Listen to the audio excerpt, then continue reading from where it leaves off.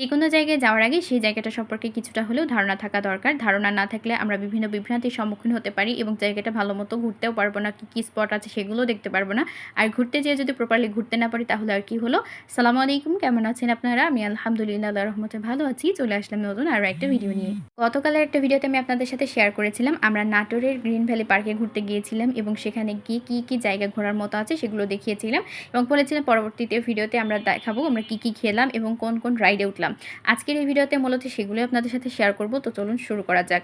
Green valley পার্কে পৌঁছার পরপরই আমরা খেতে চলে যাই, কেননা ওই টাইমটা দুপুর টাইম ছিল আর পার্কের মধ্যে এরকম খাওয়ার কোনো ব্যবস্থা নেই। সেখানে শুধুমাত্র চা, কফি এই ধরনের জিনিস পাওয়া যায়। তাই আপনারা অবশ্যই আগে বাহির থেকে কোনো হোটেলে খেয়ে নেবেন। আমরা এখানে একটা তৃপ্তি হোটেলে খেয়েছিলাম। এই হোটেলের খাবারগুলো অনেক বেশি মজা, বিশেষ করে ভর্তাগুলো এত বেশি মজা ছিল বলার বাহিরে। আপনারাও চাইলে সেখানে কিন্তু যেতে পারেন যদি গ্রিন ভ্যালি পার্কে আপনারা ঘুরতে চান। পার্কে ঢোকার পরপরই বিভিন্ন স্পট এবং রাইড আমরা ঘুরে দেখছিলাম যে কোনটায় উঠলে বেশি মজা হবে এবং এগুলো করতে করতে আমরা অনেক বেশি ক্লান্ত হয়ে যাই যেহেতু অনেক বেশি রোদ ছিল। তাই 7 আপ এবং আইসক্রিম নিয়ে নিই সবাই। এখানে একটা রেস্টুরেন্ট আছে বেশ ভালোই, অ্যাম্বিয়েন্সটা অনেক বেশি ভালো, তবে খাবার খুব একটা বেশি সেরকম পাওয়া যায় না। আইসক্রিম, ড্রিঙ্কস এই জাতীয় খাবারগুলোই পাওয়া যায়। সেটা খেয়ে আমরা আবারও ঘুরতে যাই। এই লেকের পাশে অনেক টাইম আমরা বসেছিলাম, দেখছিলাম এবং এই আনারসটার মধ্যে দেখতে হলেও এর ভিতরে কিন্তু দোকান। এখান থেকে আমরা চা এবং আবারও 7 আপ কিনে নিই যেহেতু অনেক বেশি গরম ছিল সেই দিনটাতে।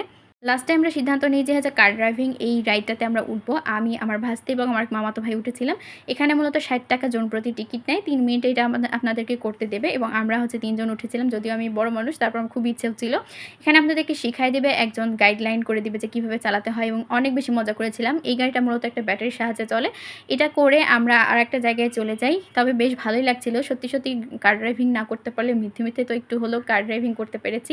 তারপরে আমরা আরও একটা হচ্ছে যে রাইড করব। এই রাইডটার নাম আমার এক্সাক্ট মনে নেই, তবে এটা এত বেশি মজা হয়েছিল, এটা লাস্টে আমরা করেছিলাম এবং আমি, আমার ভাস্তা এবং আমার আম্মুকেও আমি এখানে নিয়ে নিয়েছিলাম। আমি ভয় পাচ্ছিলাম যে এখানে হচ্ছে যে উপর নিচে হবে যেহেতু, যে কোনোভাবে ভয় পাই যদি, কিন্তু ট্রাস্ট মি এত বেশি মজা করেছি বলার বাহিরে। এই রাইডটাতে সবথেকে বেশি মজা হয়েছে।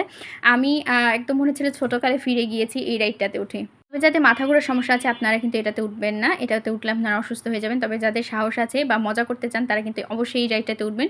রাইডগুলো অনেক বেশি মজার ছিল। আরও অনেক রাইড ছিল যেগুলোতে উঠার আমরা সময় পাইনি। আজকের এই ভিডিওটা এখানেই শেষ করছি। দেখাবো অন্য কোনো একটা ভিডিওতে। সে পর্যন্ত সবাই ভালো থাকবেন। আল্লাহ হাফিজ সবাইকে।